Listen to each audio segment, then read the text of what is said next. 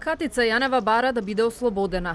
Била изманипулирана од брачниот пар Камчеви, кој ги нарече дно на дното. Од барањата за ослободителна пресуда почести беа погрдните зборови, кои не ги штедеше. Ниту за Камчеви, ниту за обвинителката која го напише случајот рекет. Тие се дно на дното. Орце сакаше да сведочи во други предмети. Тој е прљав играч кој мислеше дека со пари сите може да ги купи, но со мене се заеба. Вилма Русковска не беше во судницата денеска за да го слуша последниот говор на нејзината поранешна колешка.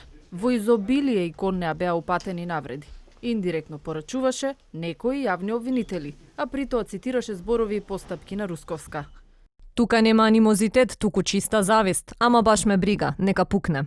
Тоа се излив на емоции во последен момент дадени од страна на Катица Јанева. За нас како одбрана тоа беше сосема во еден момент и разбирливо. Знаете, она сепак 9-10 месеци седи во притвор, по наше мислење без никаков доказ. Клучниот факт поради кој цел предмет е на стаклени нозе според Фрчковска е што обвинителството не докажа каде завршил милионот од фамозната Луи Витон чанта. Пари не видовме ние во овој предмет. А наводно се дадени 1,5 милиони евра. Од каде сака ќе излезеа некои пари? Никаде нема пари. Што ако биде осудена, би се сомневале во некаква позадина за овој процес? Не сакаме да се сомневаме во позадини, навистина не би требало такво нешто да постои. Ако биде осудена, тоа ќе биде мислење на овој суд, секако има повисоки судови и ќе одиме понатаму.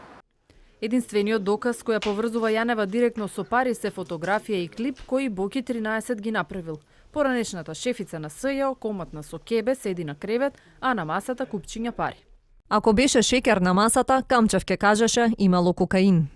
Русковска проценила дека на фотографијата има 50.000 евра. Ја обвинува Јанева и дека изрекетирала мебел од 5.000 евра. Адвокатите се убедени дека цело обвинение е базирано на претпоставки. Чија верзија ќе ја прифати судиката Васка Николовска-Масевска ќе биде соопштено на 18 јуни.